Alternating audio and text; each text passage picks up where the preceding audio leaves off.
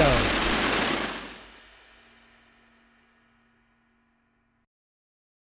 What's up, everybody? Welcome to the Masters Fantasy Show, brought to you by MastersFantasyFootballLeagues.com. Joined today by Dynasty Owl, the Doc. We are the Masters crew. What's up, guys? How you doing today?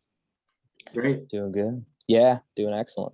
Good to hear it, man. Right before we jump into today's show, I just want to pass along some information, man. Starting up some new guillotine leagues here at Masters. Keep an eye out in the newsletter for some information coming out about those. Going to be some really fun leagues. We've been hashing out the details, the rules for these leagues, but they sound like they're going to be a ton of fun. Keep a lookout for the information in the newsletter. With that said, I'm going to kick this over to the Doc. He's going to lead us off on today's show. One of my favorite things to say here. What's up, Doc?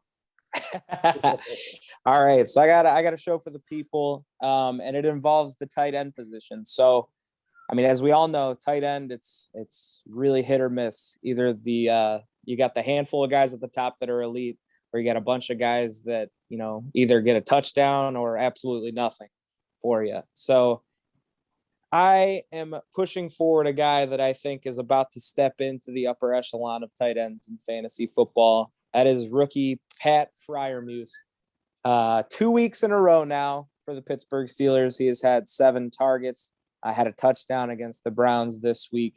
He's starting to build a little bit of a rapport with Ben Roethlisberger, which I like a lot, especially at these quick, short throws that Roethlisberger has been utilizing a lot with their struggling offensive line. Freiermuth has been, a recipient of a lot of those, as well as Najee Harris. But the fact that Juju's done for the year, we've seen Claypool and Deontay Johnson already miss games this season. And also Ebron's been banged up too. And even that, I mean, the fact that they took Freiermuth in the second round kind of hinted that Ebron's time was on its way to the end point.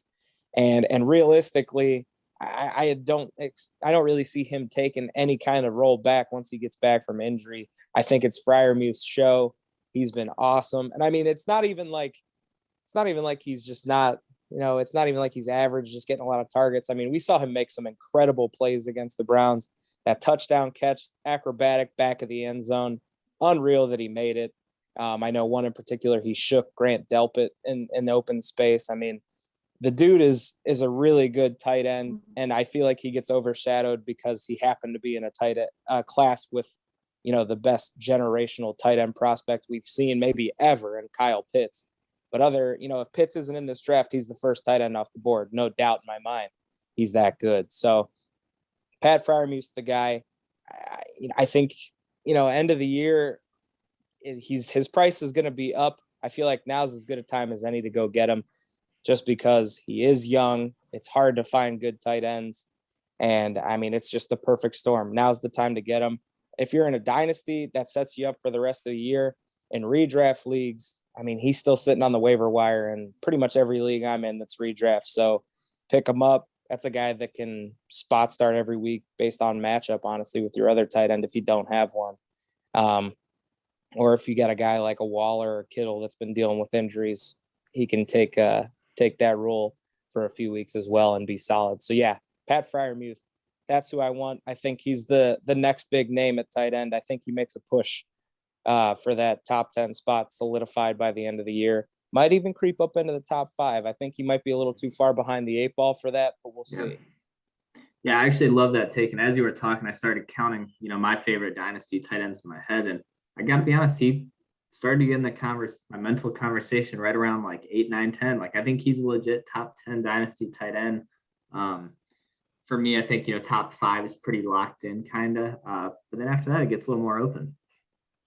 Yeah, I can see it. I guess just to play devil's advocate, the only concern I have, obviously, Big Ben, probably his last season. So, I mean, that's going to throw a little damper on him in dynasty leagues. Right. We just don't know who's going to be at quarterback in Pittsburgh. So I think while I would trade for him, I'd keep that in mind for sure. Yeah. That's the part that makes me hesitant in dynasty, but I do think the talent and the fact that he's a tight end can be like a safety blanket I'd feel like a little more comfortable that he'd have at least some kind of floor depending on who the quarterback ends up being. Mm-hmm. Right. And just off the top of my head, trying to think of another guy I'd compare him to, another guy that I know you like too. And it sounds like you'd rather have Freiermuth. Just want to ask right now on the spot, Pat Freiermuth or Cole Kmet. Is that easy for you? Yeah, I think I got to take Freiermuth right now. I do like Komet, and he is starting to get more and more of a role in that offense, but I really don't want anything to do with any Bears until Matt Nagy's out of there. So, All right. And Freiermuth, he's a Penn State guy, isn't he? Yes. Oh, let me Nickname Baby Gronk. hold on. Got All him. you Nittany Lions out there. Ooh, that's tough. Yeah. That's a All right, tough guys, one. that's it. The doc just wanted to pass along a tight end. He thinks going to be sliding up into that upper echelon of tight ends. I think it's a Just trying good to help. take. Just trying to Yeah. help the folks make a little money. Tell you guys, the doc was in on Kittle before Kittle was Kittle. Yeah, It's true. that's I a know good my point. tight ends. There's Right. not many things I know, but I know my tight ends.